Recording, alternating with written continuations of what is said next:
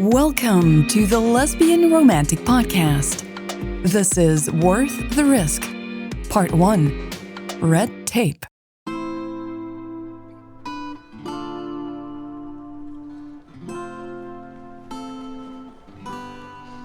Raven hated flying. She had been on countless flights, but still had never gotten used to it.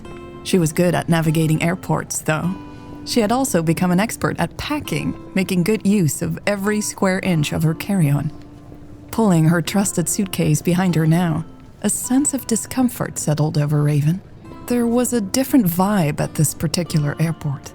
There was something very different about the place. Maybe because it was on a different continent? She grimaced. The fabric of her face mask shifted over the parts of her skin that already felt raw.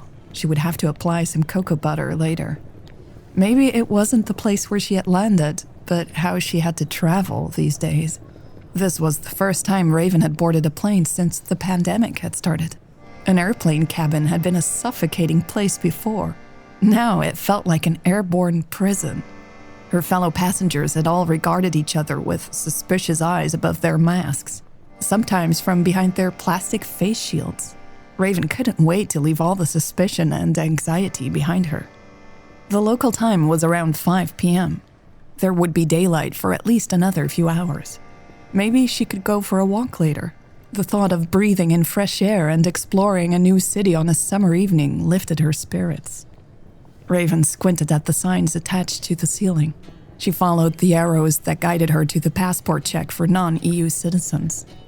Unfortunately, the line already stretched all the way into the next hallway. People stood waiting in boxes that were marked on the ground with red tape. An officer with a dog, a large shepherd with aggressive eyes, walked up and down the line, making sure everyone abided by the rules. Raven's shoulders tightened. She hurried to the first available box, keeping her carry-on close. Her phone started ringing just as she stopped 6 feet behind the last person in line. Raven slipped her hand under the silk scarf that covered her hair and answered the phone with a quick tap on the AirPod in her right ear. Raven Robinson? Why so formal? Raven smiled.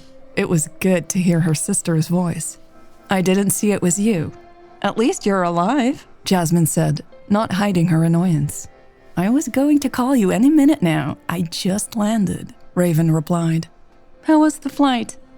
Suffocating, Raven said, staring at the line in front of her. It wasn't moving. There was no need to do that to yourself, Jasmine sighed. Let's not go there again, Raven warned her older sister. And all for a silly dream, Jasmine continued anyway. Raven rolled her eyes. They had had this discussion many times in the last couple of weeks. Busy day over there? She asked, changing the subject. Jasmine chuckled. When isn't it? I've got patients scheduled until 8 p.m. That's not too bad, Raven teased. You'll be home by 9. But I'll miss dinner, Jasmine said. I don't like working in the evenings. Raven knew this was a jab at her habit of working late into the night. Grinning, she replied, That's how I stay ahead of the pack, sis. And it's how you'll find an early grave, Jasmine responded. But at least I'll die rich. And you're not taking any of that with you, her sister retorted. Raven smiled. I just want to do my part, she said more seriously. Jasmine sighed. You already do plenty. Anyway, I have to go. Just be careful, okay? Don't get too close to people. Raven nodded. I won't. Love you. Tell Mom I love her. Love you too. Bye. Bye, Raven whispered and tapped the AirPod again. She looked around the large hallway, blinking. Tears were stinging in the back of her eyes. She already missed her sister's voice. For a second, she wished she could turn around and fly back home. Tucking her hand into the pocket of her comfortable sweatpants, her favorite for traveling, she thought of her sister's and mother's faces. They were so much like her own, and so different from most people around here. It was hard to feel safe in a place so far away from home, especially with everyone wearing masks, making it hard to find a friendly face. But Raven was fed up with sitting at home and talking to people on a screen. That made her feel alone, too. The line finally moved. Raven grabbed the handle of the carry-on and made her way to the next red box on the floor. She pursed her lips and wondered how many hours it would take her to get out of this place.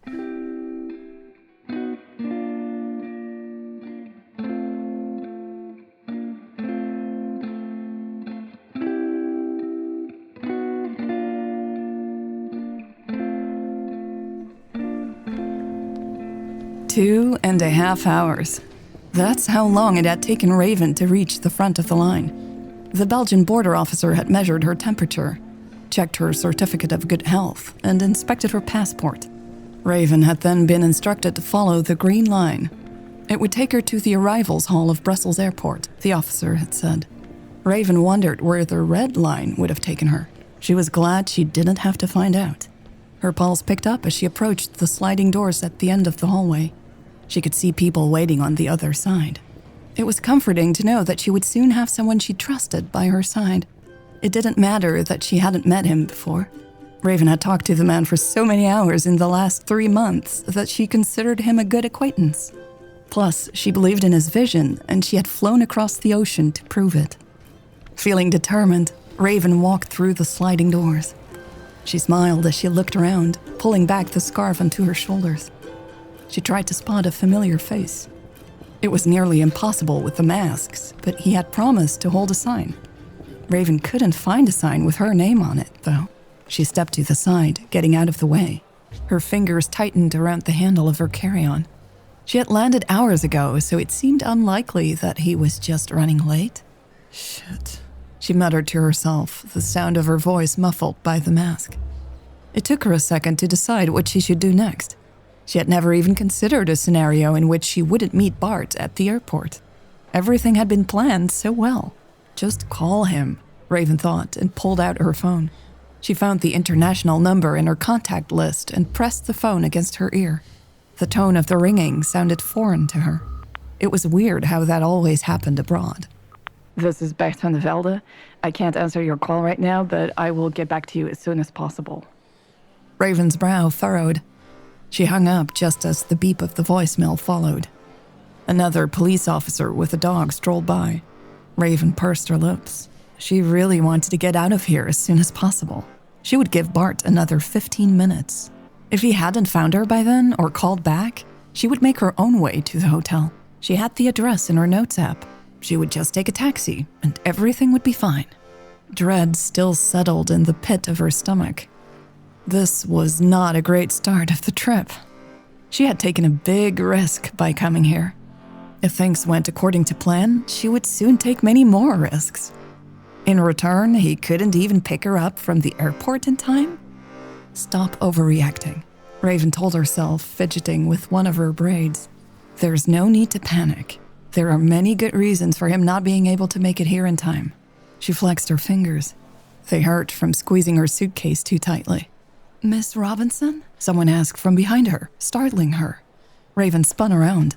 A woman was standing about 6 feet away from her. Her dark blonde hair was pulled back in a messy ponytail. Brown eyes looked apologetic above a polka-dotted face mask. Yeah, that's me, Raven said, tilting her head. My boss, Bart, couldn't make it and asked me to pick you up, the woman continued. Okay, Raven replied hesitantly. Sorry, and you are?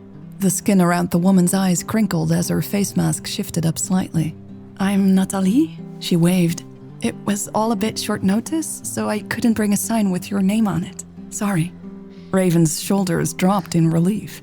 She and Natalie had emailed back and forth about her travel arrangements. Right, Natalie. Thanks for picking me up. Raven smiled and grabbed her suitcase. Let's get out of here. Natalie nodded enthusiastically. If we hurry, we can still catch the 8 p.m. train. She gestured for Raven to follow her. Wait, a train? Raven asked, catching up to the Belgian woman who was walking quite fast. Yes, I don't have a car. We'd be stuck in traffic jams anyway, Natalie explained over her shoulder, speaking loudly to cover the distance. She pointed at a yellow sign in the corner of the hall. It had a train symbol and a downward arrow on it. I see, Raven replied, frowning. The last thing she needed right now was to be stuck in another small space with strangers. Surely a car would have been the safer option, even if it was slower. Maybe she should insist on taking a taxi together? Considering this plan and how she could suggest it to Natalie, Raven didn't notice that her hostess had come to a halt. She was well within 6 feet of Natalie by the time she stopped. Their eyes locked before she quickly took a step back. "Trust me," Natalie said, amusement sparkling in her eyes.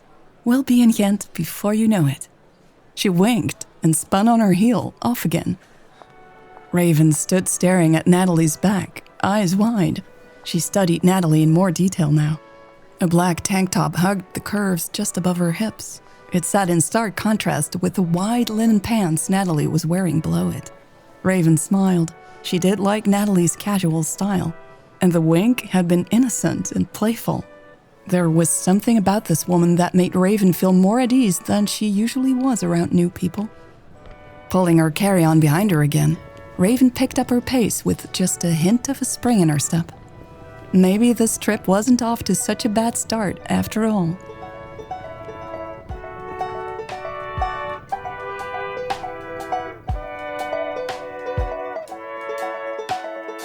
This was part 1 of my new story, Worth the Risk. If this is your first episode of the podcast ever, hi, I'm Sigrid. I create the podcast. I'm pretty much a one-woman band/show.